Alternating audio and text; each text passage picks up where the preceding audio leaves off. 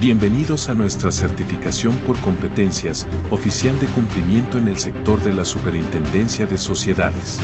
Prepárate para elevar tu carrera a nuevos niveles de excelencia. Somos pioneros en Colombia. Presentamos la primera certificación por competencias para oficiales de cumplimiento sector Superintendencia de Sociedades. Descubre los requisitos y beneficios exclusivos que nuestra certificación ofrece a los profesionales de cumplimiento. Obtén el reconocimiento que mereces y destaca en tu campo laboral.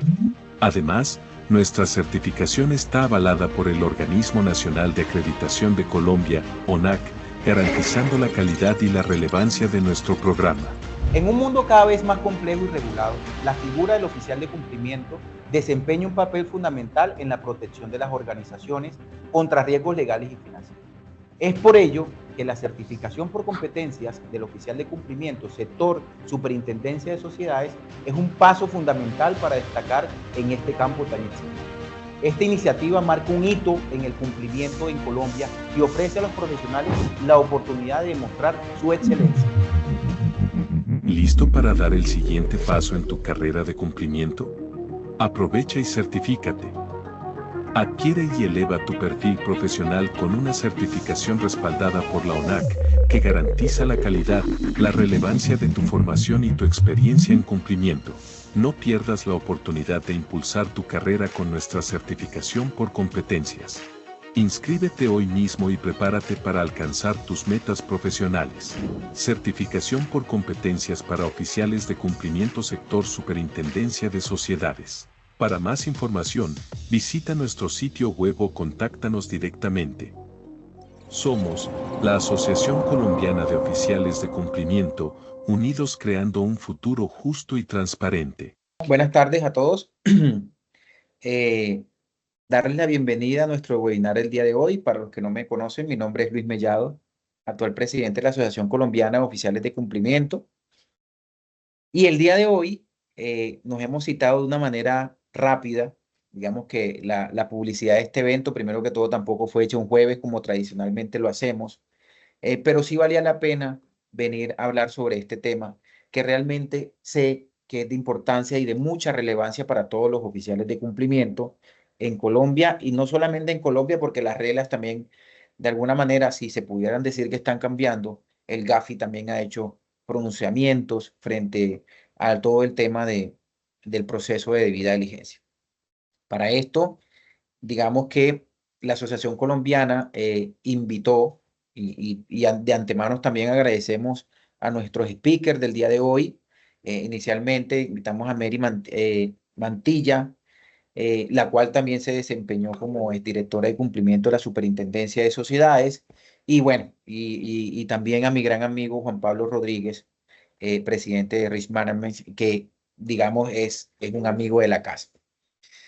Sin más preámbulos, hoy vamos a hablar del SARLAF, de la debida diligencia y antecedentes penales, pero quiero antes hacer una introducción muy breve y por qué en rojo está lo que dice que si la Corte cambia las reglas del juego con la sentencia T-113 del 2025.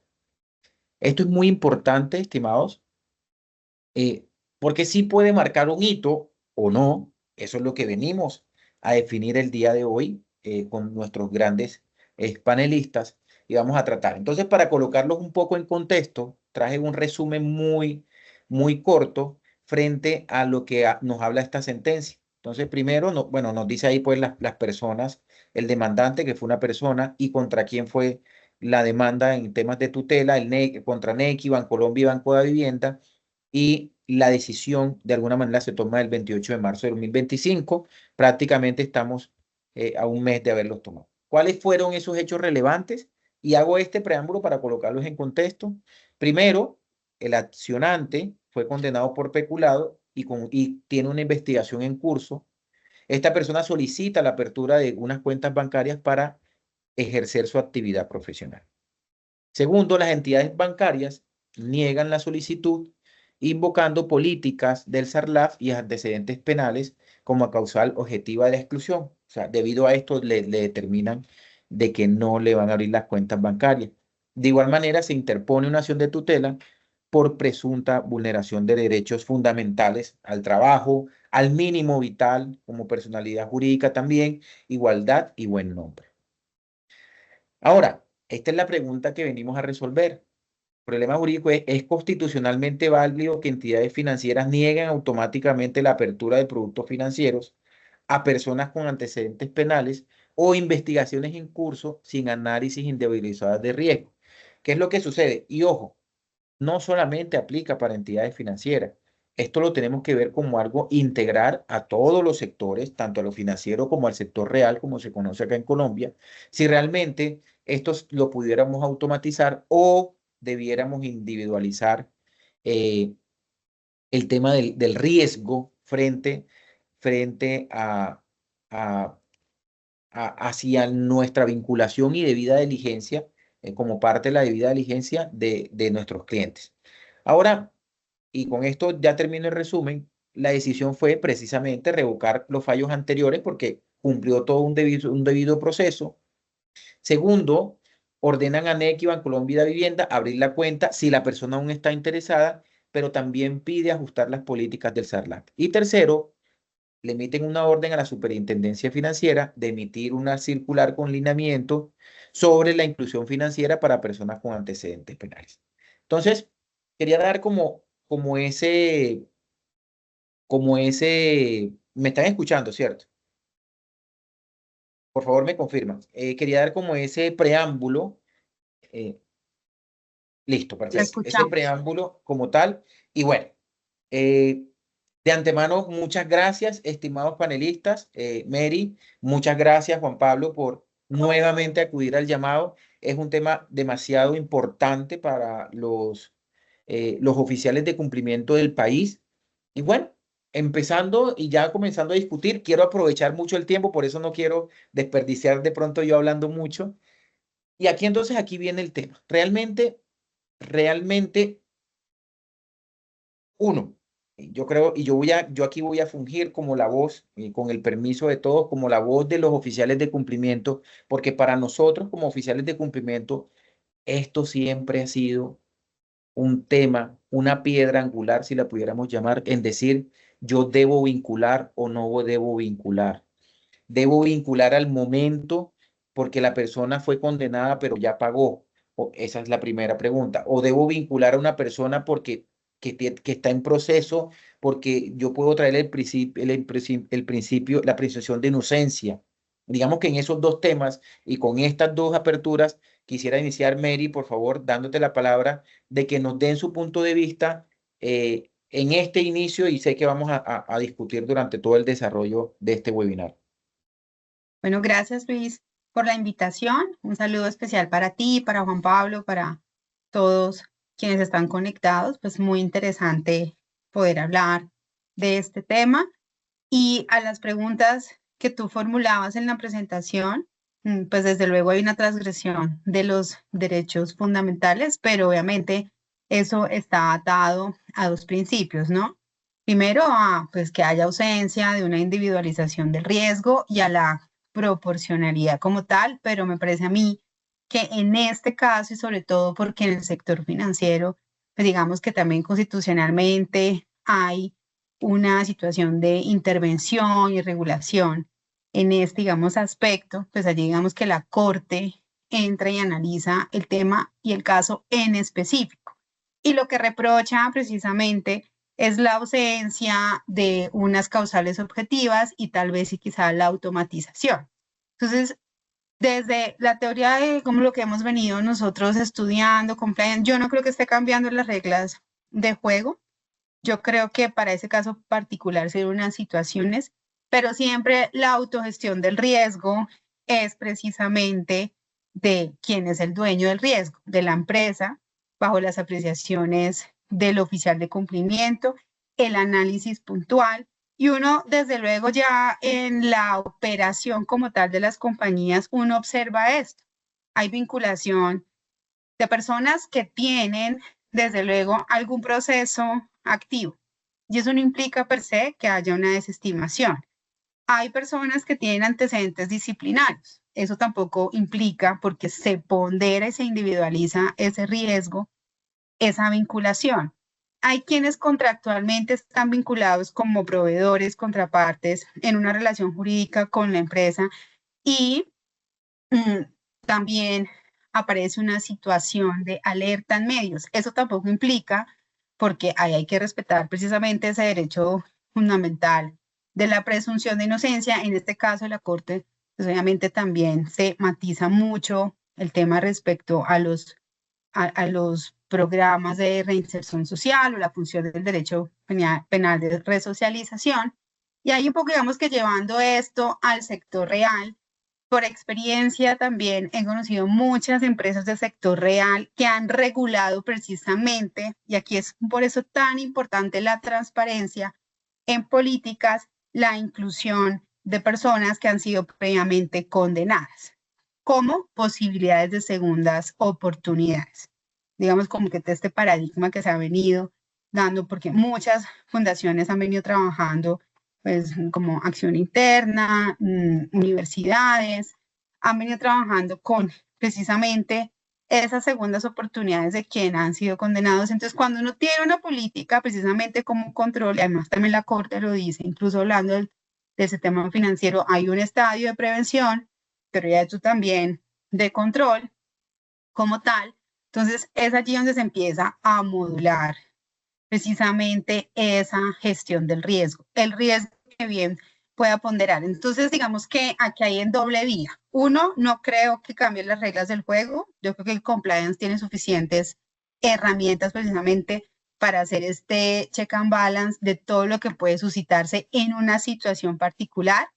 Creo que hay posibilidades de que haya una negativa a una vinculación cuando desde un análisis de riesgo que provea un oficial de cumplimiento sí se adviertan precisamente esas causales objetivas, que es a lo que llama la Corte. Creo también que desde la otra perspectiva hay posibilidades de mantener la relación también. Ojo que los supervisores no deben meterse con la autogestión. Lo que pienso unos mínimos allí también. Entonces, esto para que lo tengan en cuenta. Puede también permitir precisamente que una persona esté vinculada, aunque tenga, digamos, en su debida diligencia, algunas alertas que obviamente va a implicar ese control y ese monitoreo como fase subsiguiente. Y creo que, digamos, estos pilares ya estaban decantados dentro de lo que es la debida diligencia como tal, ¿no? Aquí no estamos hablando de listas vinculantes, que yo creo que ahí sí sería otra la situación. Estamos hablando precisamente de esas situaciones particulares del riesgo y al final quien se arroga esa prerrogativa de manejar su propio riesgo, pues es precisamente la empresa bajo pues los criterios objetivos, las medidas razonables, que es también a lo que llama la Corte, y precisamente esa propia autogestión del riesgo. Eso como para resumir algunos puntos claves que tenía del análisis y de, pues, haciendo un poco de respuesta a lo que tú planteabas en la presentación. Muchas gracias, Neri. Definitivamente, muchas gracias. Juan Pablo, cambiaron las reglas del juego y si no cambiaron, ¿por qué tres entidades financieras no la tenían clara?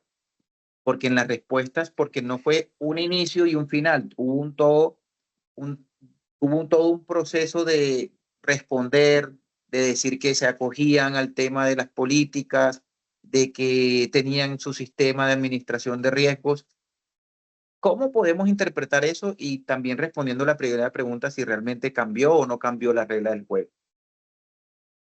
Bueno, primero que todo, muchas gracias Luis por la invitación. Un saludo especial para Angélica, que nos vemos de manera recurrente en foros presenciales y virtuales. Un gusto para mí siempre compartir contigo este panel.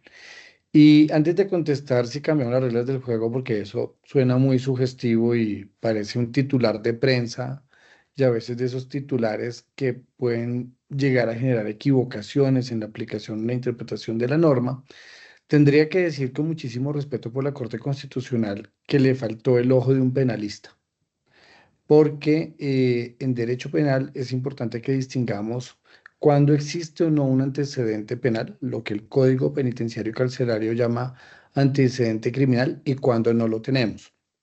Entonces voy a hacer referencia particularmente al artículo 162 de esa norma, y puedo equivocarme, pero 100-1 que a los que estudiamos derecho difícilmente nos pasan por el Código Penitenciario y Carcelario, y a los que hacen posgrado de Derecho Penal difícilmente los llevan a esa regulación. Pues esa norma que está vigente en nuestro país dice que cumplida la pena, los antecedentes criminales no podrán ser por ningún motivo factor de discriminación social o legal y no deberán figurar en los certificados de conducta que se expidan sobre el particular. Esto nos lleva a hablar un poquito de instituciones que ya no existen en Colombia. Para los que ya tenemos aquí algún tiempo, recordarán que existía el Departamento Administrativo de Seguridad DAS, una entidad pública que tenía una tarea que en su momento llamábamos coloquialmente el pasado judicial.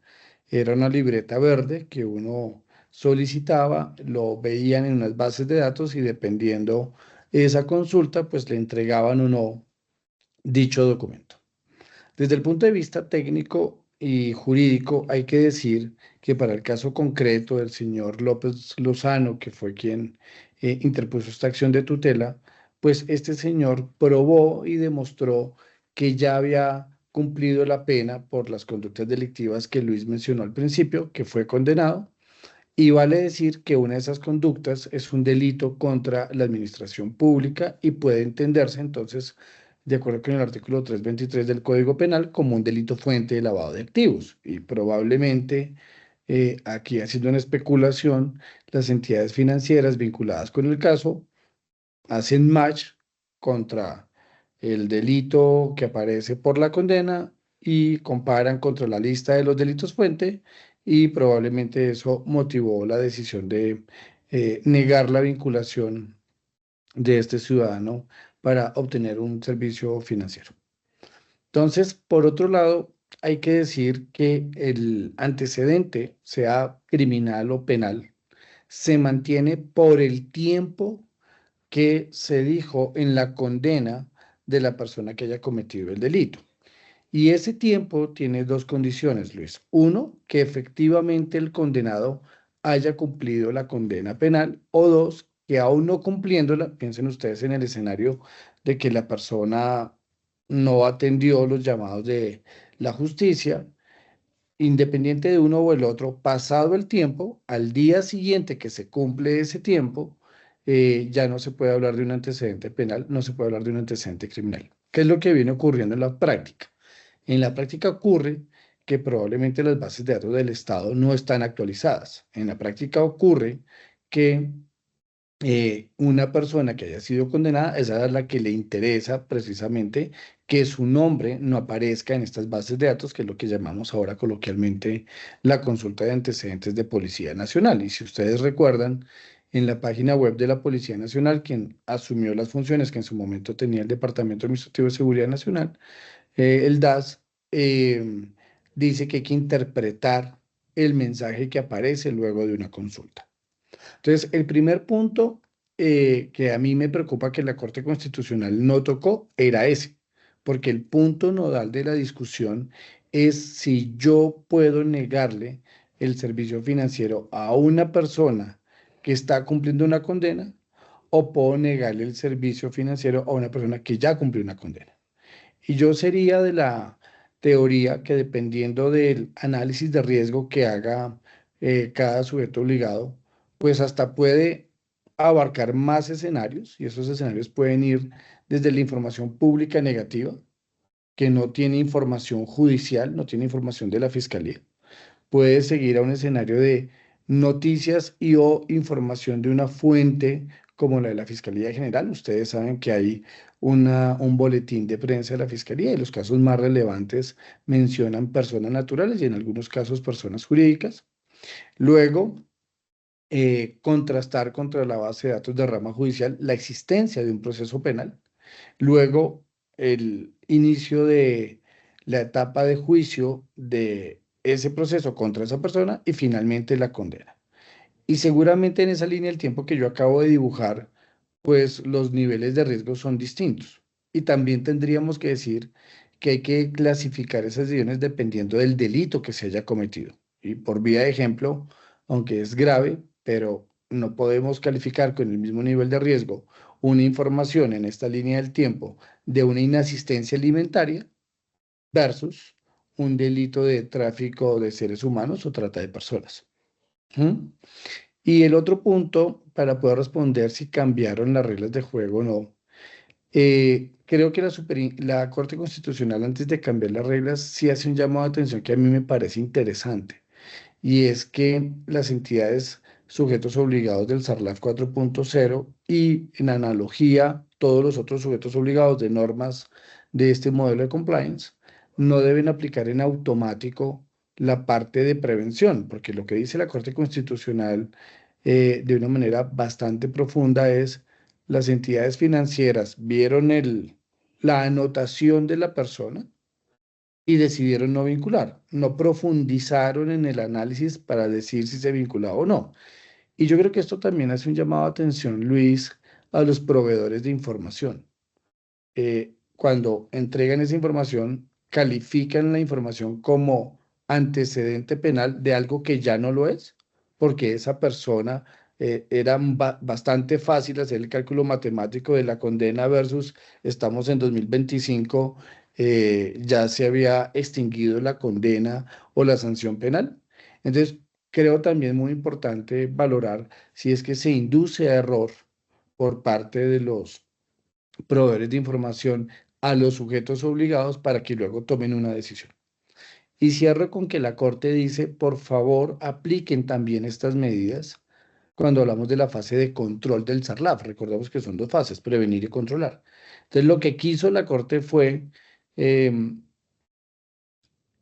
diagramar este caso en el sector financiero colombiano y decir: más valdría la pena haber dejado entrar a este ciudadano colombiano y después de sus transacciones valorar si valía la pena que siguiera como cliente del sector financiero o si teníamos que marchitar o terminar anticipadamente esa relación. Y eso nos deja seguramente una segunda pregunta que va a tocar más adelante, Luis, la de la autonomía de la voluntad, que creo que es un tema bien interesante. Y otro tema interesante, porque sé que tenemos muchos compañeros del mundo del compliance del sector real, es si mutatis mutandi, esto puede aplicarse en el sector real. Y hay una gran diferencia entre dedicarse a ser banquero a dedicarse a ser empresario, porque digamos que en la calificación que hace la Corte Constitucional, por supuesto uno pudiera decir: una persona necesita una cuenta de ahorros, como fue el caso real, y los honorarios que le pagaban al señor tenía que canalizarlos a través de la cuenta de su esposa, pero eso es muy distinto a tener una actividad económica como, qué sé yo, panadero, experto en máquinas o cualquier otra, donde la vinculación de un cliente o de un proveedor en el sector real no está amarrado necesariamente a un derecho fundamental. Entonces, creo que esos dos temas son importantes y contesto la pregunta puntual y yo diría: no está cambiando las reglas de juego, pero sí es necesario actualizar las que tenemos. Y la única circular que teníamos de la Superintendencia Bancaria, que hoy se llama Superfinanciera, es la circular 023 de 2005, que hablaba de causales objetivas. Pero eso ofrece un tercer problema, y es: ¿cómo le digo que no al potencial cliente para que entre? ¿O cómo le digo que no al que es cliente y tengo que terminar el vínculo? Cuando por un lado la legislación me dice: usted tiene que ser sigiloso en un reporte de operación sospechosa, tiene que ser sigiloso si recibe un requerimiento de una autoridad, un requerimiento mismo de la UIAF, tiene que ser sigiloso si usted tiene, por ejemplo, en ámbitos internacionales, un... un documento que le exhorta a responderle a una autoridad de otro país, y por el otro lado que nos digan que tenemos que garantizar el acceso al sistema financiero y decirle cuál es la causal a esa contraparte, cuando la norma me dice que no puedo, porque si lo hago, pues puedo terminar dañando una investigación. Y eso, digamos que desborda la creatividad de los abogados, porque termina uno exhibiendo como causal objetiva algo que objetivamente puede pasar, pero que no necesariamente explica de verdad la situación del caso. Y termino con este ejemplo real. Yo podría, como causal objetiva, decir, es que usted no actualizó la información que yo le pedí, o la que actualizó no es suficiente, o pasó el tiempo del plazo que yo le di. Eso es real y es objetivo, pero realmente no es suficiente para desvincular a la contraparte, o en otro caso para no haberla vinculado. Entonces, sí creo que a la Corte le faltó profundizar en eso, porque la banca, sobre todo, no tanto el sector real, la banca está en la espada y la pared. O sea, ¿cómo le digo que no a alguien del que tengo mucha información? Por el otro lado viene una acción de tutela, y 100 a 1 que los jueces constitucionales de tutela no son expertos en SARLAF, ¿sí? Entonces también podemos elevar el nivel de riesgo de nuestros bancos. Y es que un juez constitucional de tutela, que puede ser un juez municipal, termine ordenándole a una entidad financiera vincular a una persona sin conocer detrás todo el riesgo que esto implica. Entonces, creo que ahí hay 3, 4 temas interesantes para discutir, y que la Corte Constitucional no le dio tiempo para eso. Ok, no, muy interesante el tema. Digamos, generando conclusiones rápidas. Uno, debemos tratar, de acuerdo a lo que nos está diciendo Juan Pablo, debemos tratar de que la persona que haya pagado ya esté a paz y salvo con la ley. Digamos que de alguna manera no deberían representar ninguna objeción para hacer la vinculación de los clientes. ¿Estás de acuerdo, Juan? ¿Sí? Porque digamos que de acuerdo a eso ya pagó su deuda, ¿sí? Ahora bien, ¿sí? Lo pudiéramos decir así como para llevarle conclusiones a ellos. Pero no diría esa conclusión en términos absolutos, sino en términos relativos. Porque decir que entonces toda aquella persona que ya no tiene un antecedente penal en automático tiene que entrar al sector financiero tampoco es adecuado, porque eso significaría que no hacemos análisis de riesgo.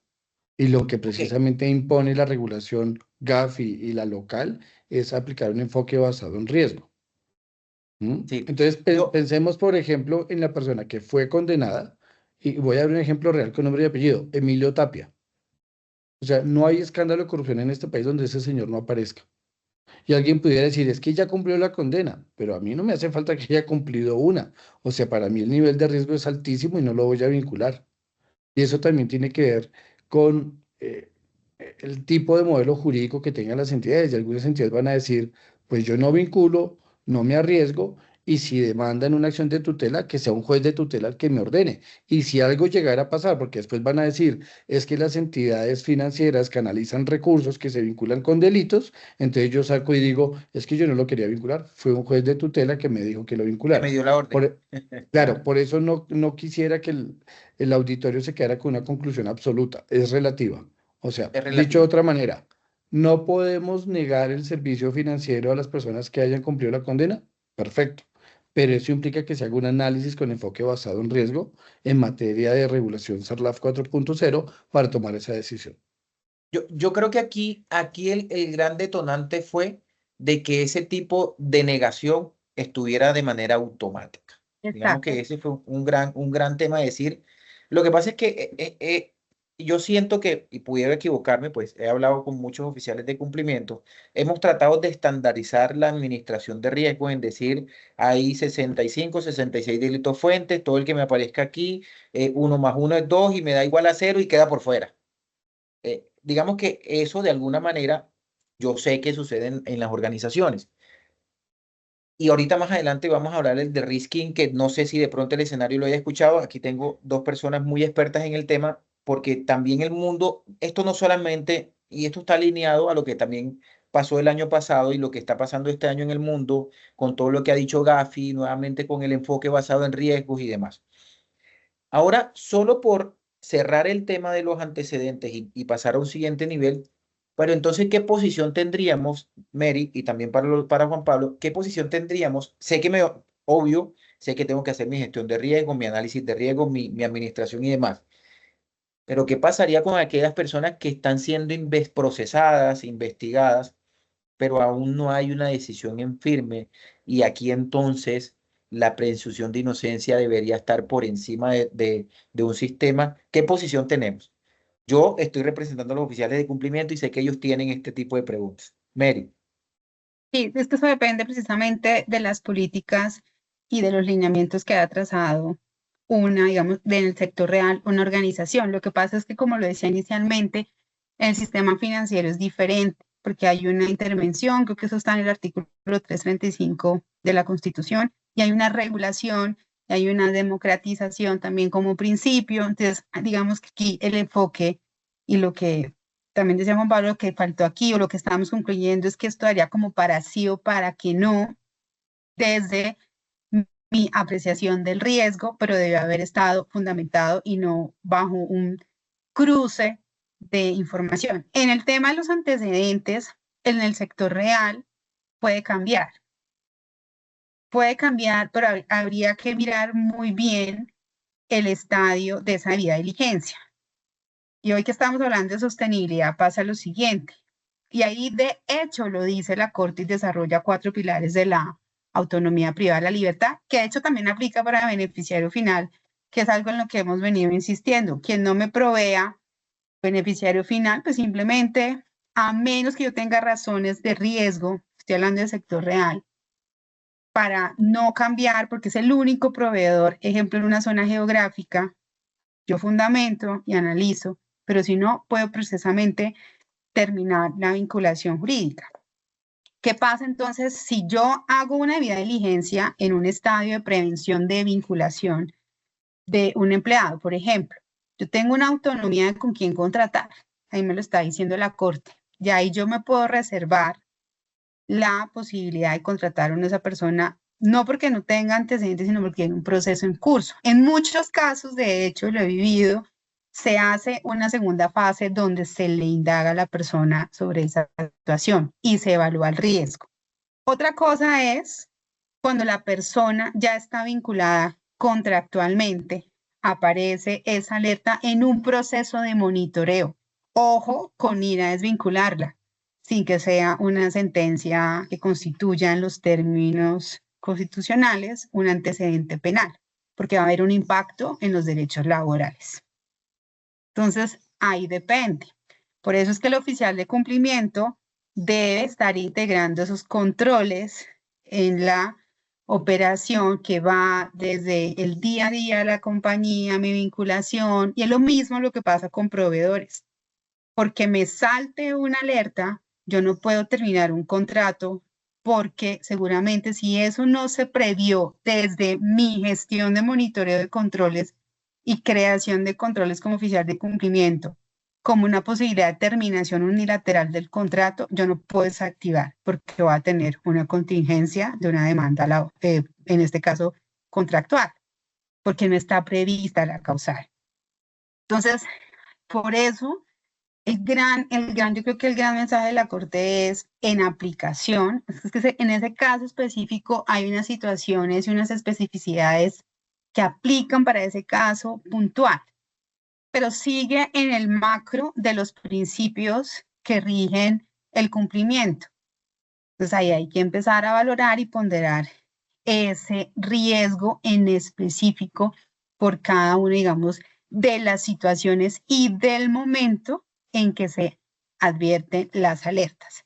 Entonces, si yo digo que desde mi apreciación del riesgo voy a tomar en cuenta la existencia de un proceso penal, pues claramente estoy en una transgresión constitucional porque no estoy honrando lo que realmente constituye un antecedente penal, que son las condenas en firme.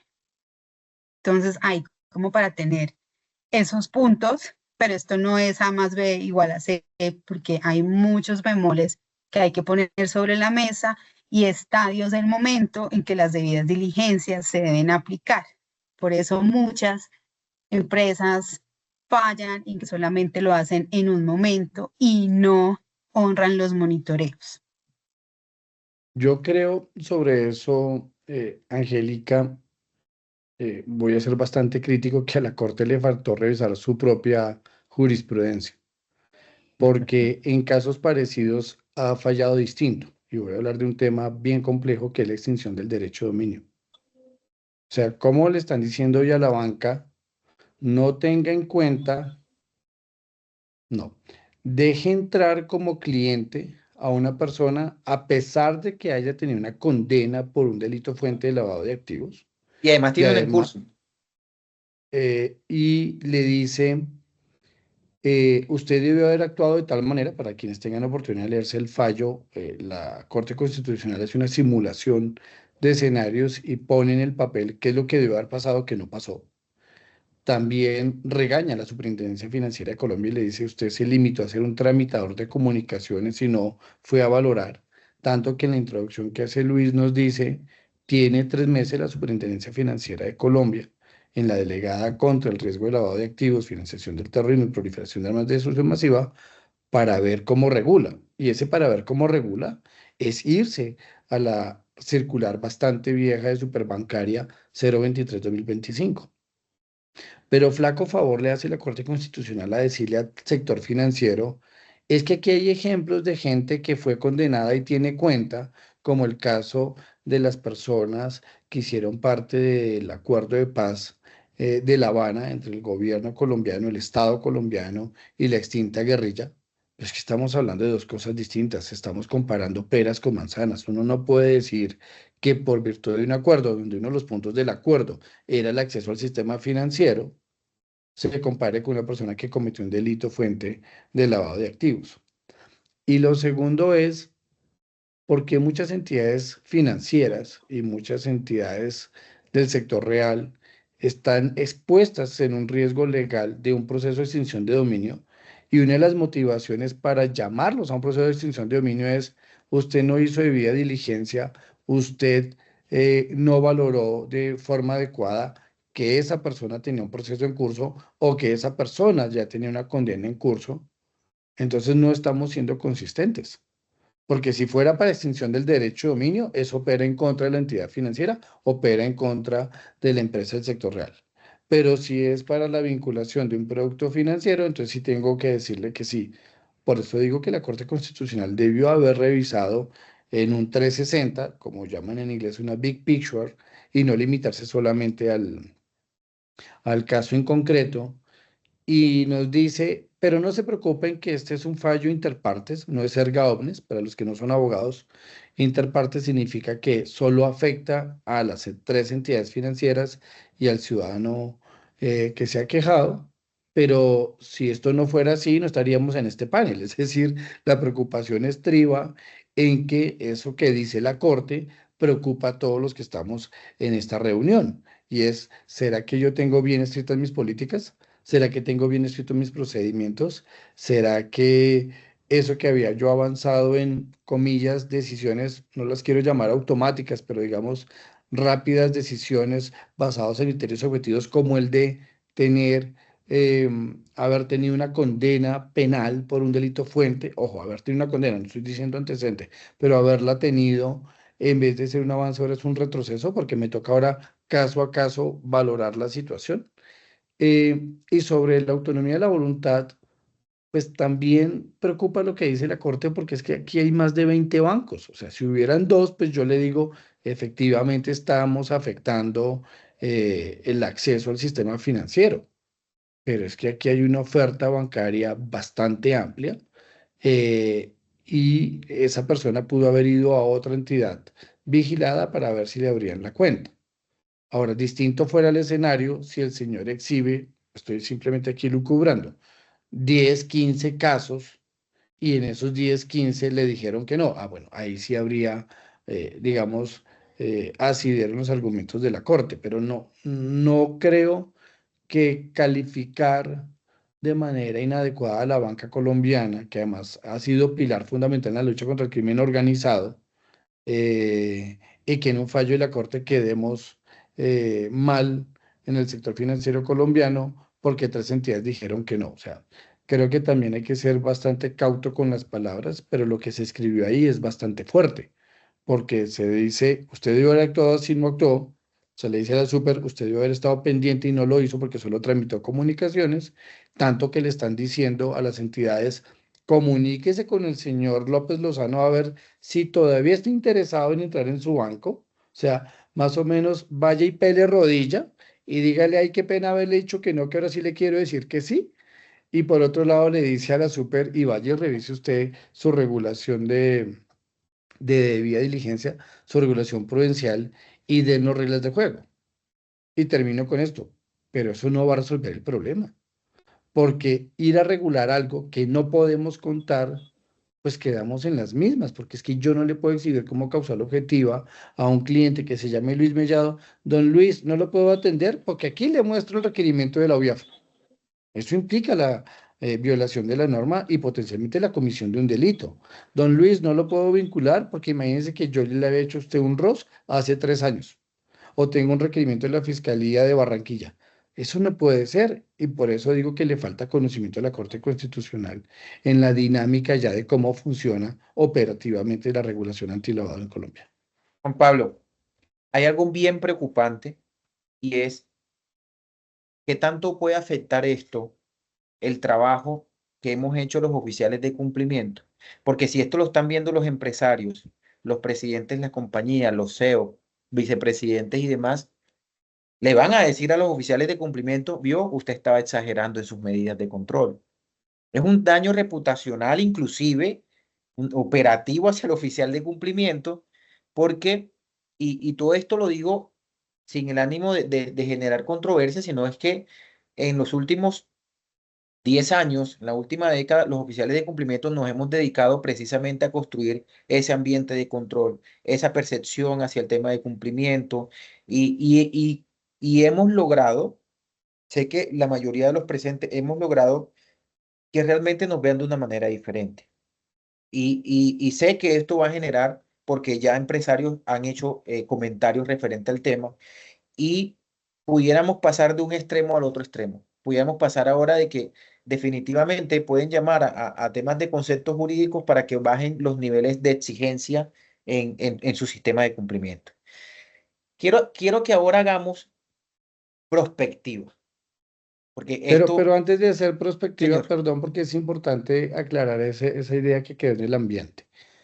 Si un empresario está llamando, mi querido Luis, ese empresario está muy mal de abogado, porque lo que le tiene que decir un abogado juicioso y riguroso es que hay una gran diferencia regulatoria entre una actividad que es un servicio público como la actividad financiera, sin perjuicio de que ésta pueda ser prestada por particulares, igualito que los servicios públicos domiciliarios, y cualquier otra actividad empresarial que no es una actividad que esté vinculada con derechos fundamentales.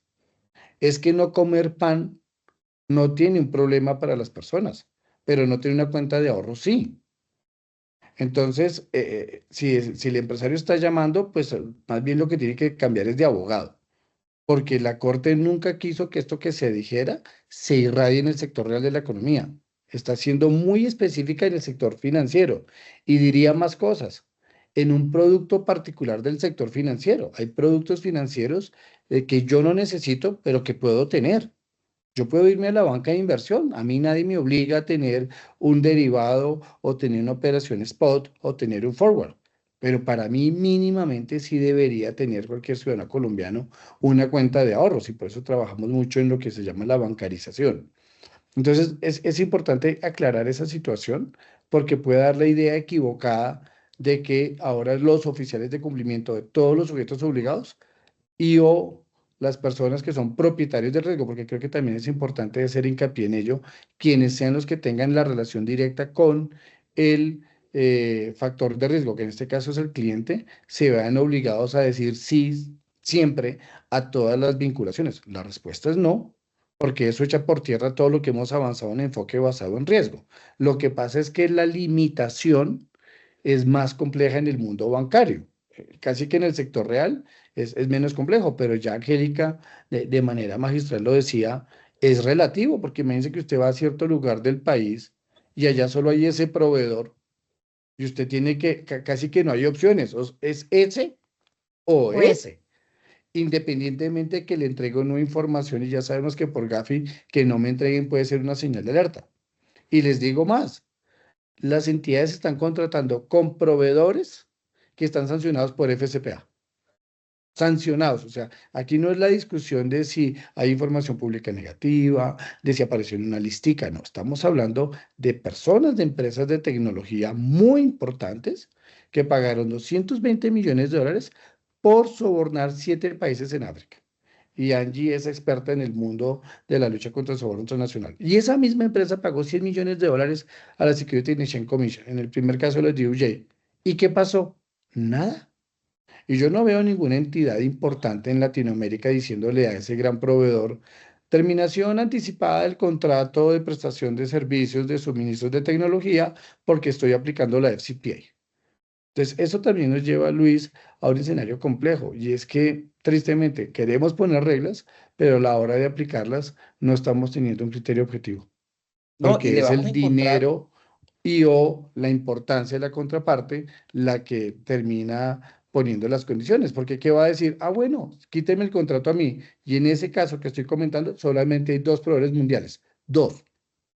Dicho de otra manera, para salirnos de ese mundo, o Coca-Cola o Pepsi. Así de sencillo. Entonces, a veces la realidad desborda lo que pasa en las normas, y por eso me preocupa que oficiales de cumplimiento y o empresarios quieran sacar conclusiones absolutas y no relativas de lo que dijo la Corte. pero tenemos abogados también enérgicos que, por ejemplo, para las contrapartes de empleados, entonces van a decir que van a sustentar en el derecho al trabajo. Pero yo no, ojo, no estoy de Pero acuerdo, ahí, pero ahí sé que va a suceder, sí, sé que va a sí, Luis, suceder. pero ahí está la autonomía privada. O sea, si queremos como tratar de echar mano de lo que dijo la Corte, ¿sí? Ya digamos que Juan Pablo hizo unas muy acertadas críticas a todo, digamos, el macro, pero ahí digamos que hay elementos que funcionan. Esto está atado a esa legitimidad que tiene el Estado de intervención en el sector financiero, la democratización y el tema constitucional. Pero esa limitación, partiendo, digamos que ese concepto de autonomía como está decantado, es, digamos que el presidio que aplicaría, por eso lo hablé en materia de sector real, ¿qué pasaría? Uno no puede obligar a una compañía a contratar a alguien que desde sus políticas puede ser una tolerancia cero o que lo tenga como una declaración, casi que a veces digo que las políticas deberían replicar una constitución orgánica política a nivel corporativo y no contrata con ese antecedente propio de un peculado por apropiación. Y no se puede mover de ahí. Pero por eso lo digo que también los estadios de esa de esa debida diligencia son diferentes. Una cosa es la vinculación y otra cosa es qué pasa si eso aparece después. Y eso es un proceso. Ahí viene otra limitación que quizá dice, la Corte siempre habla de absolutos y luego limita. Que reglas generales y limita, pondera, hace ese check and balance. Entonces ahí serían los derechos fundamentales del trabajo. Entonces, ahí vienen otras situaciones y pasa mucho en lo corporativo, por ejemplo, con los temas que ni siquiera son lavado ni financiación de terrorismo. Eso varía para otro espacio. Son temas de delitos sexuales, que son, Sí, claro. pareciera ser, incluso Juan Pablo lo mencionó, un tema de trata de personas que impactan reputacionalmente una organización. Por eso es que se ha volcado todo un tema de políticas contra el acoso, la discriminación, que empiezan, y el derecho laboral yo creo que nos ha enseñado desde para el compliance eso, empiezan a permear los contratos de trabajo, la vinculación para poder activar salidas que respeten al final pues, esos acuerdos de la voluntad privada. Es que Entonces, es imagínense, muy importante tener en cuenta los momentos precisos y bueno, sí, ya digamos que se ha dicho, usted depende de esa individualización del riesgo, del enfoque basado en riesgo. si yo iba a decir, imagínense, este ejemplo suena muy mal, pero eh, que Garavito cumpla su condena. Entonces Garavito ya no tiene antecedente y va a buscar empleo en un lugar donde hay niños Niños. y niñas. Pues legítimamente esa De acuerdo. contraparte puede decir no, y uno no pudiera sacar la sentencia 113/2025 de la Corte y decir, es que en este caso obligaron a 3 entidades financieras a abrirle una cuenta de un banco a un señor. No. Yo creo Exacto. que ese tipo de conclusiones es bastante peligroso tomarlas, y qué bueno que este panel nos ayuda para dar esas luces y como bien dice Angie, no podemos poner todo en absoluto, sino en relativo. Y la Corte tiene esa manía, ¿no? O sea, nos dice unas cosas y después empieza a decir, esta es Sí, la excepción, esta es la excepción. Entonces uno dice, entonces, ¿qué fue lo que quiso decir? ¿Por qué no arrancó al revés con la excepción y no da la Es- idea de haber dicho algo de manera genérica que yo creo sí, que puede sí, preocupar? yo sí sí, estoy claro. muy de acuerdo en que la Corte, esto puede ser un gran daño. O sea, yo, desde mi punto ya muy personal, sí, porque sé que se abrieron las puertas. O sea, a pesar de que lo quisieron ser muy objetivos, muy enfocados y muy tema, yo, haciendo un poquito de perspectiva, sé que van a venir muchas pronunciamientos iguales o muy parecidos en diferentes escenarios, porque alguien ya dijo, oye, se puede, voy a analizar mi caso y también lo voy a meter, pero eso tendremos que esperar. Pero mi gran perspectiva que quiero que hagan los panelistas es, ¿y qué pasa en 60 días? ¿Qué esperamos? Porque para nadie es un secreto que los sistemas de Mm, cumplimiento en Colombia nacieron, o bueno, una de su parte de génesis fueron el sector financiero. Y el sector financiero lleva un gran paso de, no sé, unos 20 años o un poquito más en los temas de cumplimiento. Entonces, 30. 30 años, un poquito más. Pero entonces, cuando nosotros vemos nosotros los del sector real y no del financiero, vemos que son réplicas, digamos, son espejos buenos o positivos y demás del sector financiero. ¿Por qué hago esta introducción? Porque entonces la pregunta aquí es si, y si quiero aterrizar un poco el tema y es, vamos a hacer perspectiva porque la Corte fue muy clara de que en 90 días debía suceder algo y es que la Superintendencia Financiera sacara, digamos, un pronunciamiento del tema. Quedan 60. Juan, ¿qué va a pasar? ¿Qué va a decir de acuerdo a tu experiencia? Obvio, no, esto aquí es un tema 100% académico. ¿Qué Sí. crees que qué cambios vienen? Porque sé que algo tiene que hacer la superintendencia frente a la superintendencia financiera en esa circular o en esa resolución o el documento que ellos estimen conveniente sacar para hacer Ujú. algunos cambios. Bueno, pero antes de contestar, también nos quedó en el aire algo que me parece muy importante que Luis dijo, y lamentablemente estos fallos escritos de esa manera, y digamos sin un panel como este explicativo, que es, digamos, el que termina ayudando a los oficiales a entender lo que dijo la Corte, sí deja muy mal parado al oficial de cumplimiento.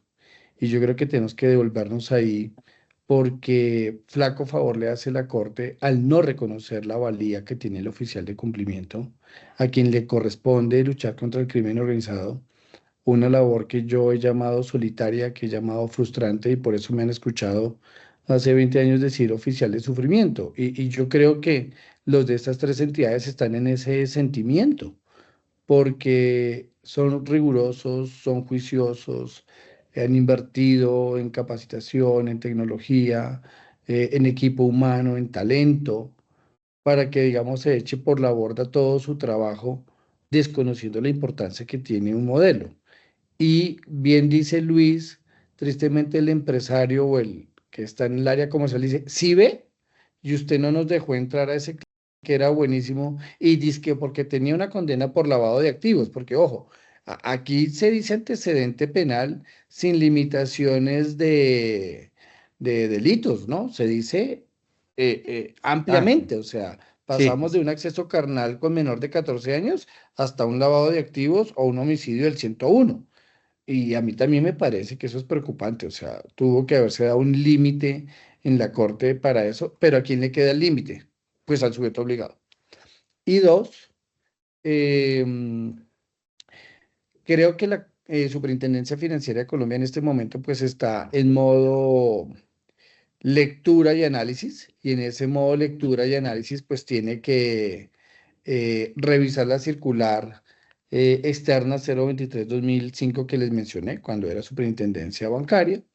Y por otro lado, tiene que valorar que de manera absoluta no podemos mutatis mutandi aplicar lo que ocurrió con el proceso de paz que ya mencioné versus lo que ya Angélica ha comentado de la regulación Ley 2208-2022, que se llama coloquialmente segundas oportunidades sobre la población pospenada, la Ley 2246-2025, que es la política pública de cárceles productivas, y no olviden que recientemente salió un decreto 0438-2025 que se llama la política pública de posegreso. Yo nunca había escuchado esa palabra, pero el Ministerio de Justicia y el Derecho tuvo a bien regular de esa manera. ¿Y por qué digo todo esto y por qué menciono todas estas normas? Porque al final todo termina en la banca, ¿sí? Y la banca termina siendo la primera línea para contener los flagelos del lavado de activos y la corrupción, y con gran preocupación yo leo en el periódico y escucho en las emisoras que se hacen juicios de valores, en la mayoría de los casos muy injustos en el sector financiero. Es que la plata pasó por un banco, ¿y por dónde más quería que pasara? ¿Sí? ¿Y por qué los otros actores de la lucha contra el crimen, Luis, no están haciendo su tarea? Porque no nos olvidemos que a partir de la Ley 1474-2011, el Estado colombiano en todas sus entidades tiene el deber de hacer una debida diligencia. Corrijo, Ley 1121-2006, que luego se refleja en la 1474-2011 del Estatuto Anticorrupción. Y no en vano hoy tenemos un PTEP, un Programa de Transparencia y Ética Pública. Pregúnteme cuántas entidades públicas han hecho la tarea. Entonces, ¿por qué queremos echarle tierra a un sector que además es el que ha jalonado la lucha contra el crimen organizado? Lleva 30 años haciendo la tarea, y por una situación que seguramente es grave y compleja para el afectado, el señor López Lozano, pero por eso, si lo vamos a ver en términos estadísticos, no es material. O sea, 30 años de trabajo de lucha contra el crimen no son comparables con 3 entidades que le dijeron que no a un cliente, ¿sí?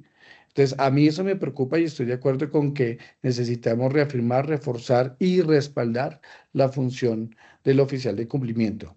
Llevemos un calendario, mi querido Luis, y al día 89 nos volvemos a hablar, a ver si ya tenemos un proyecto de circular que yo esperaría que se circulara en toda la comunidad bancaria, de oficiales de cumplimiento y de expertos, para poder hacer los aportes que correspondan. Pero así salga ese documento, Angélica y Luis, seguimos contra la espada y la pared, porque lo que la Corte no entendió es que nosotros no podemos decir lo que sabemos.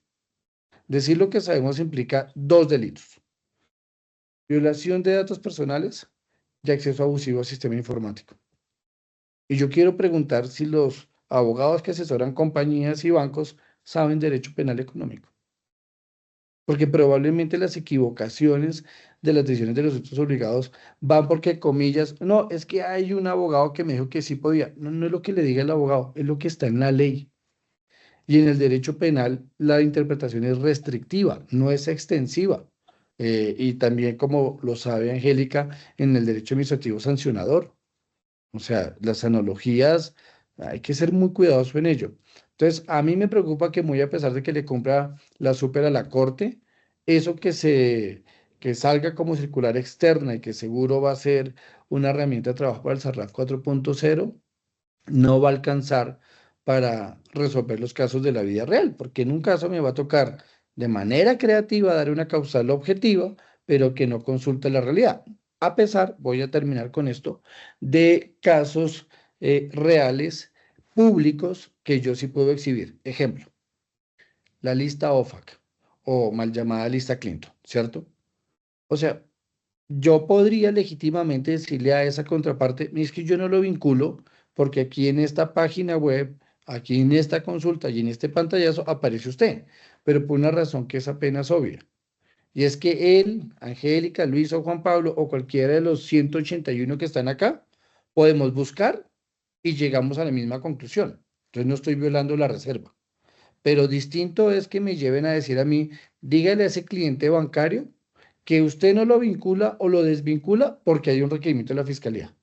Por supuesto que no se puede. Y creo que esas fueron las presiones que no hizo la Corte. Claro, Mary, bueno, no me dijiste, no me diste ahí como, así sea un puntico, Juan, Mary, 1 o 2 punticos, ¿qué creen que va a cambiar la super financiera? O sea, diciendo como algo, porque les voy a decir un ejemplo, creo, yo leyendo la sentencia, Da Vivienda, cuando le interponen el tema, si no estoy mal, si me equivoco me corrigen, por favor, Cuando le piden nuevamente el tema, Davivienda así de luego accede y te dice, no, mira, sí, ya hicimos la intensificada porque bueno, para eso también está la herramienta intensificada. Oye, me salió algo de alerta, yo tengo una alerta que es un antecedente, el análisis que debió proseguir, creo que lo hizo bien Davivienda, hace el tema y te dice, ven y yo te hago la apertura de la cuenta. Ahí, ese es una de las es un gran ejemplo de cómo, en qué momento yo aplico algo intensificado para poderlo hacer y no de pronto de manera automatizada. Es lo que Pero decía Mary, que pasa en el sector real cuando se hace un requerimiento puntual de información a una persona para que precise el alcance precisamente de algún registro o alguna alerta. Yo lo que creo es que, digamos que me voy a volver a ubicar en el papel del regulador. Si yo estuviera ahí, replico en las generalidades lo que está diciendo la Corte. Replico que hay que agotar unas medidas razonables, hay que justificar, que no se puede automatizar y ahí me quedo. Y vuelvo a dejar, porque creo que ese es el pilar fundamental en la autogestión del riesgo, precisamente el análisis de esas especificidades para cada caso, que es una de las conclusiones de la decisión, la individualización del riesgo, y va a llamar a eso y a la proporcionalidad. Y creo que va a sí, ser eso.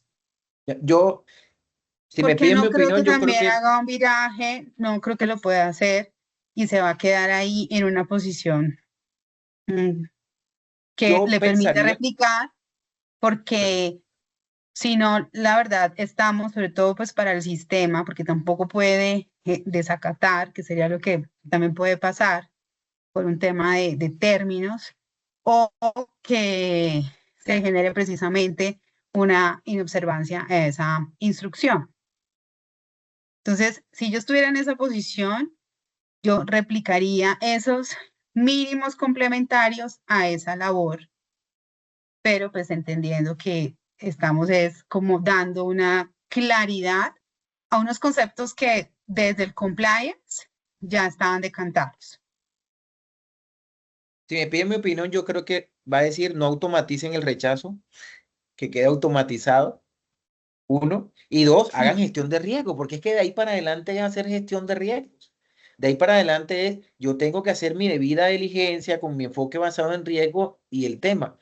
Es algo también importante, Juan. No todo, y no sé si aquí voy a ser muy lacho yo, pero no todo el que viene a tocarme la puerta, porque depende de mi contexto organizacional, empresarial, jurisdiccional, no todo el que viene a tocarme la puerta, a pesar de ser un bandido, y me disculpan por la palabra, viene a lavar conmigo, porque eso también es algo muy importante.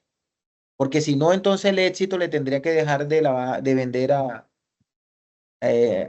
Emilio Tapia por sus temas de corrupción, el otro tenía que, no, hey, al final del día tenemos que aterrizarnos en nuestras organizaciones. Pero yo no quiero irme sin que Juan haga un puntico de perspectiva. A ver. ¿Qué crees que va a cambiar o a medio decir, sin compromiso? Porque entonces después el compromiso es que lo voy a colocar en 90 días y vamos a decir, hey, teníamos o no teníamos la razón. No, Ok. mentira. Pero bueno, jugando a la prospectiva o a la simulación de escenarios, en línea con lo que bien dice Angélica, iría por probablemente una circular que requiere actualización, porque, como digo, la 23/2005 además respondía a una realidad jurídica distinta, a un tono supervisor que no era superfinanciera, sino superbancaria. Y allá además hablábamos de simple y no SARLAF, ¿no? Para que vean que ya tenemos algunos años en esto.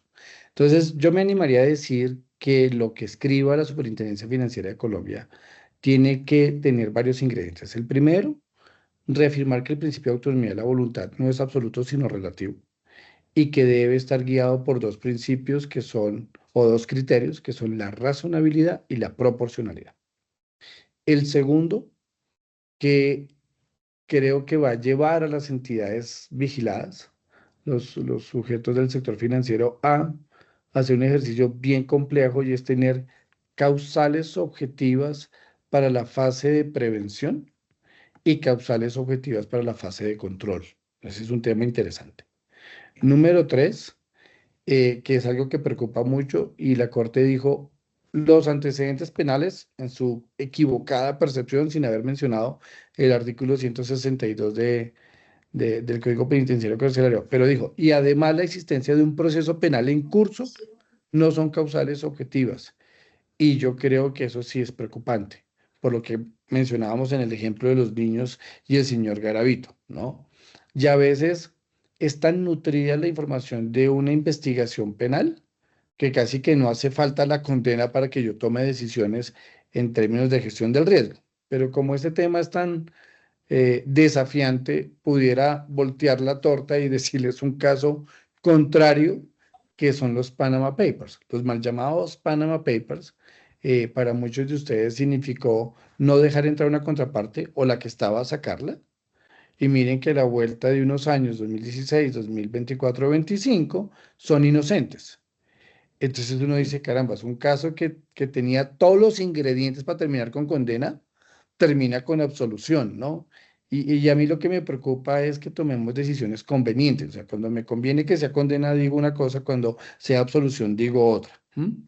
Y el último punto, jugando pues a esa perspectiva que nos propone Luis, de lo que debió, de lo que puede aparecer en un texto de una circular externa, es que ella va a terminar o una de dos, o modificando el SARLAF 4.0 y podrían tomar esa ruta, una circular externa que pone un apartado particular en el SARLAF 4.0 o una circular externa que hace llamado al SARLAF 4.0 y que se dedica específicamente a las causales a las causales objetivas.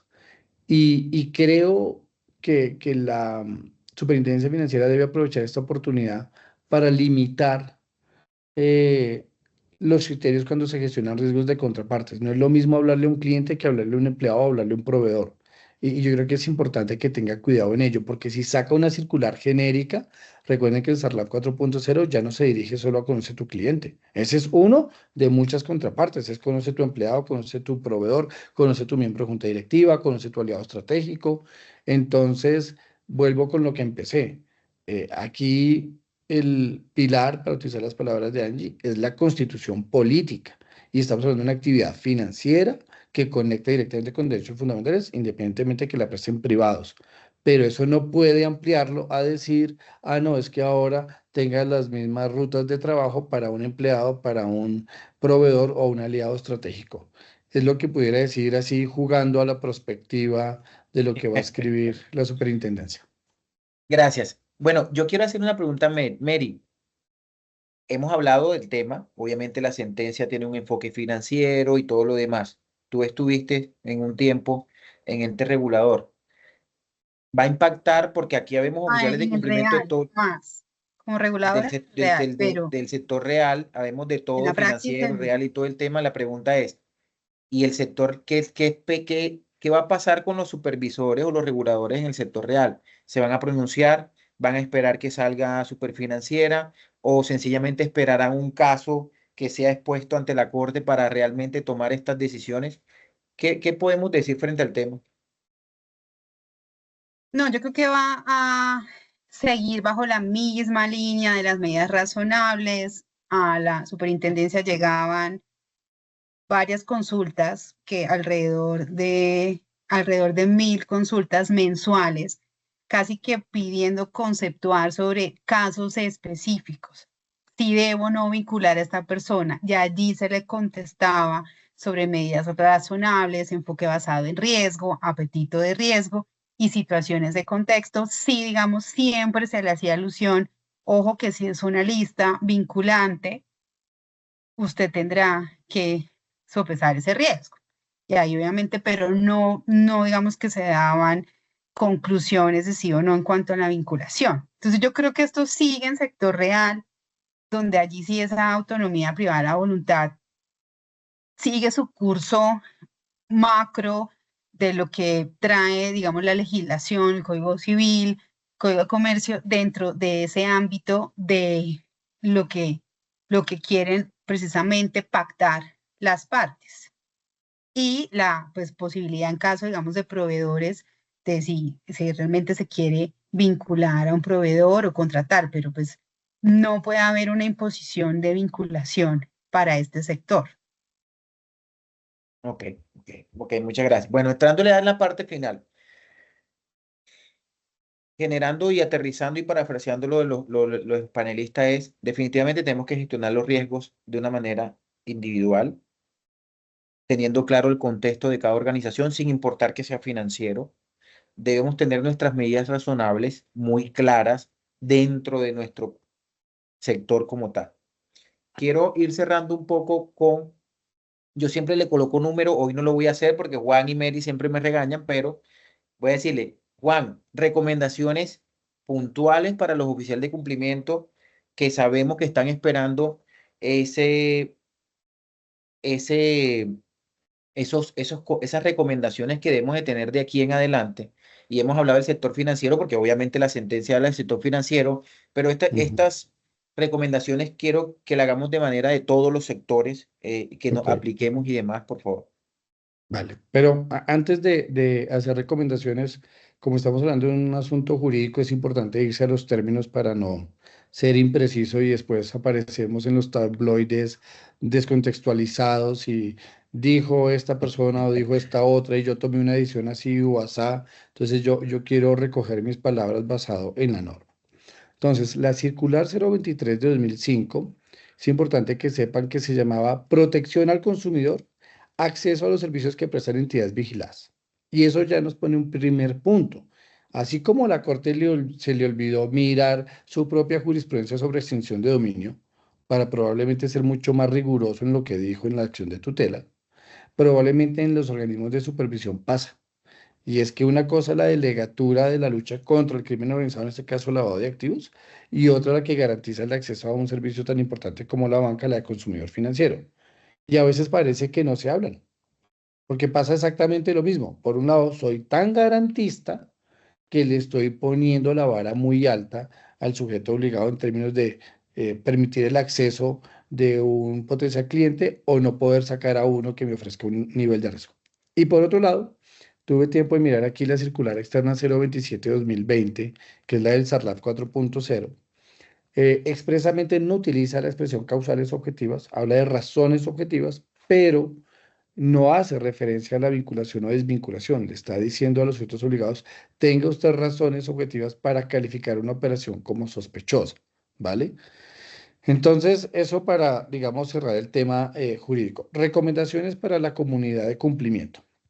¿Qué le podemos decir a este equipo de personas juiciosas, talentosas como los oficiales de cumplimiento de todos los sectores obligados? Número uno, creo que lo que dice la Corte sí es un campanazo para no dormirnos en los laureles. Entonces, si yo estuviera sentado en la silla de un oficial de cumplimiento, lo primero que haría es revisar muy bien mi fase de prevención y mi fase de control en el modelo antilavado. Pues cuando digo antilavado es amplio, ¿no? Contra la financiación del terrorismo, armas de destrucción masiva. Número dos, miraría si las causales objetivas que yo ya tengo escritas quedan en consonancia o no con lo de la Corte en términos de proporcionalidad y razonabilidad, que son los dos criterios que nos da. Número tres, revisaría el clausulado de los contratos, porque ustedes saben que en el derecho las cosas se deshacen como se hacen. ¿Y qué tal que yo no haya escrito bien la cláusula? Entonces no tengo una vía jurídica de escape adecuada. Entonces haría una revisión rigurosa de los contratos. Número cuatro, tendría, bueno, esto ya parece consultoría, Luis, pero digámoslo. Yo tendría un documento que yo llamo defensa corporativa, o sea, un alegato escrito que ojalá nunca tenga que usar, pero ya lo escribí. O sea, yo simularía, como estamos haciendo acá, qué pasaría si viene un cliente, qué pasaría, por ejemplo, si el producto es de crédito. O sea, no pensemos el que quiere entrar, sino el que toca sacar y el producto es de crédito. Entonces, ¿qué hago? Me aguanto que esté adentro porque con la plata, digamos, el crédito se nutre de la plata con la que ahorra, entonces yo no puedo descuadrar la ecuación. O si el caso es muy grave, tengo que castigar cartera y tengo que sacar a la persona. Entonces, yo simularía todo esto en la cartera de productos y servicios que yo ofrezca, porque no puedo aplicar una regla matemática a todos los escenarios. Y número cinco, yo reafirmaría en capacitación, Luis y Angélica, que el oficial de cumplimiento no es propietario del riesgo.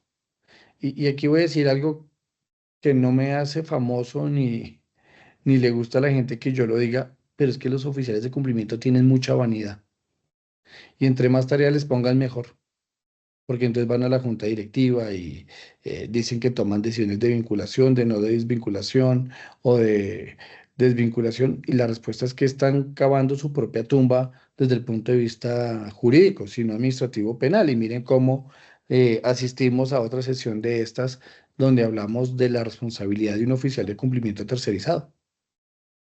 Entonces, si yo no tengo clarito por norma ISO 31000, por norma ISO 31010, que el propietario del riesgo de la contraparte cliente es el comercial, que el propietario del riesgo cliente empleado es talento humano y que el propietario del riesgo de la contraparte proveedor es el área de compras, pues no importa lo que digamos aquí, esa persona sigue elevando su riesgo legal. Entonces yo llamaría la atención a aquellos que, lo he escuchado, dicen, es que no hay nada que no se haga en esta compañía que no pase por mi escritorio. Pues se está llenando de tareas que no son de él, ¿sí? De esa persona. Entonces haría esos 5 recomendados para la comunidad de oficiales de cumplimiento y con un pie de página, si lo quieren, postdata. Por favor, no apliquen todo esto que han escuchado aquí, mutatis mutandi, porque el sector financiero es una cosa y el sector real es otra. Y aún dentro del sector financiero, una cosa son las cuentas de ahorro, que son el producto básico por excelencia vinculado a los derechos fundamentales, y otros son otros productos financieros, llamémoslos sofisticados, que no conectan con derechos fundamentales y no pasa nada si yo los tengo o no los tengo. Muchas gracias, Juan Pablo.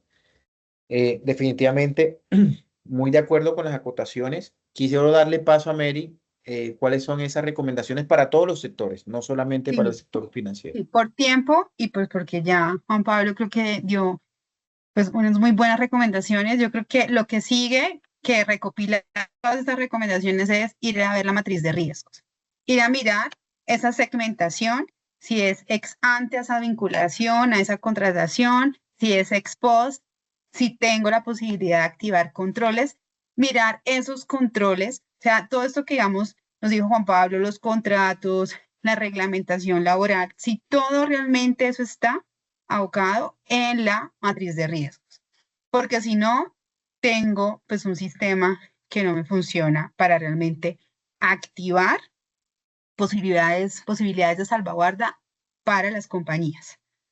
Obviamente, entonces, eso digamos es una revisión que hay que hacer muy a conciencia y precisamente es por eso que en la matriz ese control no es ni el oficial de cumplimiento ni es el manual, porque esos no son controles.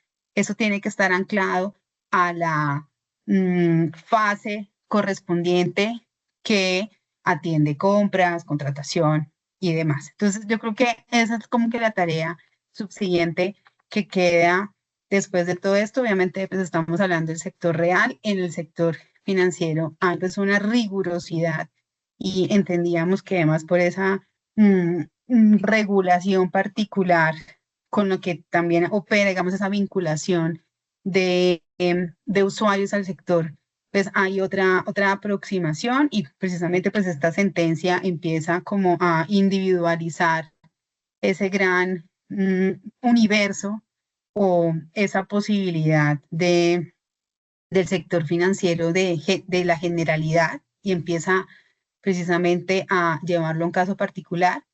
Pero creo que es ahí donde tenemos que detenernos y yo quisiera contestar una pregunta que vi en el chat y es que si es el oficial de cumplimiento igual de responsable al oficial principal. Sí, claro, desde luego. Esas funciones se comparten porque obviamente se supone que ese suplente está pues apalancando esas ausencias del principal. Entonces yo creo que tampoco podemos hacer distinciones en cuanto a esas responsabilidades del oficial de cumplimiento y pues que en ese primer momento puede ser respecto a ausencias en la implementación del sistema como tal, que es como lo que vimos la vez pasada en la decisión que sanciona al oficial de cumplimiento, pero por faltar a los mínimos de implementación, pero claro está que en otros estadios puede llegar hasta una responsabilidad por lavado de activos, por omisión, pero eso ya implica casi que un dolo de convalidación en haber omitido los controles. Claro que sí. Definitivamente, muy de acuerdo con el tema, señores oficiales de cumplimiento, a gestionar riesgo realmente de una manera objetiva. Aquí también, como decía Juan Pablo, es un campanazo hacia nosotros por muchos temas, porque también tenemos que conocer el tema constitucional, los derechos constitucionales, realmente conocer nuestros contextos si realmente vulneramos alguno de esos derechos en nuestras actividades, porque algunos también lo hacen a pesar de ser del sector privado. Eh, y bueno, esto nos da ese campanazo para nosotros poder primero revisar nuestras políticas. Yo pienso que no debemos esperar llegar a esos 60 días a ver qué va a suceder con el sector financiero o en qué se van a pronunciar nuestras entidades, sino también tomarlo como una lección aprendida en volver y decir, bueno, yo quiero hacer el ejercicio de una manera consciente, voy a revisar mis políticas de vinculación, mi política general, mi riesgo, como le decía Mary y demás, y con esto puedo realmente, como un sistema dinámico, mejorarlo digamos, y que se vuelva un poco más eficiente y efectivo frente a la lucha que todos hacemos. Señores, el tiempo lo respetamos. Juan Pablo, ¿ibas a decir algo? Sí, ¿puedo hacer una cuña, don Luis? Hombre, claro, si para eso estamos aquí. Vale, muchas gracias. He leído con atención los comentarios de las personas que gentilmente han atendido esta sesión, y creo que esto tiene una gran carga jurídica, pero era obvio porque estábamos comentando una sentencia de acción de tutela de la Corte Constitucional. Entiendo que gran parte de los asistentes pueden estar en el sector real y no en el sector financiero.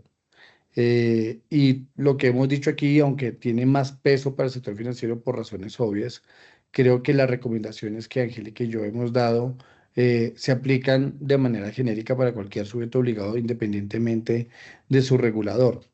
Pero entonces, teniendo en cuenta que se trata de una carga jurídica tan importante y que no todos los oficiales de cumplimiento tienen formación de abogados, quisiera invitarlos a que conozcan la segunda edición de mi libro, Compliance, Lavado de Activos y Corrupción, una guía de prevención y control. Este 10 de mayo, 4 de la tarde, estaremos en la Feria del Libro lanzando la segunda edición. Tengo el gusto de mostrarles aquí, ya la tenemos en papel y es una versión, llamémosla, complementaria y mejorada en relación con la primera. Y para la pregunta que alguien hizo ahí sobre el oficial de cumplimiento suplente, pues uno ocupa el cargo de principal siendo suplente cuando se dan algunas condiciones. Una, que el principal renuncie. Dos, que esté en una incapacidad temporal o definitiva. Y esas serían las condiciones para ocupar el cargo de oficial de cumplimiento suplente. Esperamos que haya sido una sesión, digamos, muy nutrida con algunos aspectos que seguramente interpretan y dan luces para la comunidad de oficiales de cumplimiento. Y al contrario de lo que algunos piensan, yo sí creo que aunque sea una decisión que afecta a tres entidades financieras, vale la pena ventilarlas en el seno de la Asociación Colombiana de Oficiales de Cumplimiento por una razón básica, y es que ustedes son clientes del sector financiero. Sin excepción, todos los que estamos aquí, 180 personas, somos clientes del sector financiero. Entonces, es muy importante conocer cuáles son las reglas de juego de este sector de la economía tan importante. Juan, ¿en qué stand vas a estar? Te están preguntando en el chat. ¿En qué stand voy a estar? Sí, señor, yo esa respuesta ya se la voy a dar. Ok, Permítame, sí, busco. Juan, Aquí la tanto en información ya persona se las doy. natural como en jurídica somos, tanto en la empresarial como particular, en natural, somos clientes del sector financiero. Ahora, esa relación que tenemos también hace dinámica entre nuestros sistemas y los sistemas de ellos. Y como también yo lo decía, tradicionalmente en Colombia, lo que sucede en el sector financiero en temas de cumplimiento, en algún momento se desencadenan en los demás sectores. Entonces, es por eso que sí o sí tenemos que revisar y es la importancia de revisar estos temas. Tengo el dato. Vamos a estar en el pabellón 3, nivel 1, stand 502. Es el stand de Tirán Loblanche, la editorial que me hizo el favor de publicar la obra, y ahí los espero en la Filbo 2025. Ok. Mary, muchas gracias. Juan Pablo, muchas gracias. De verdad, siempre contando con sus excelentes aportes. Eh, la grabación efectivamente siempre está en el espacio de los webinares de Acoficum. Visitan la página, señores. Estamos viéndonos en los próximos webinares y también estén muy atentos porque vamos a hacer uno para el lanzamiento de el asociado premium para la Asociación Colombiana de Oficiales de Cumplimiento. Seguimos con un tema totalmente de gratuito y otro que va a tener un tema premium, en el cual también viene acompañado de pólizas y otras cosas adicionales. Señores, muchas gracias, Juan, muchas gracias de verdad, Mary, muchas gracias. Y creo que nos vemos para a ver qué sucede. Nos faltan 60 días, ahí vamos hablando y conversando, porque quién quita que realmente vengan cambios De realmente pronto tenemos que hacer otro panel para entender la circular externa. y en qué nos afecta o en qué nos aporta. Claro que sí. Sí, Estimados, muchas muy gracias. amables. Espero que disfruten también mañana. Feliz Día del Trabajador anticipado, porque sé que todos aquí somos camelladores, sin excepción. Muchas gracias a todos y que tengan una feliz noche. A Hasta ti, luego. Luis, Juan Pablo, adiós y Gracias. a todos. Un abrazo, Angie. Chao, que estén Feliz bien. tarde, noche. Adiós.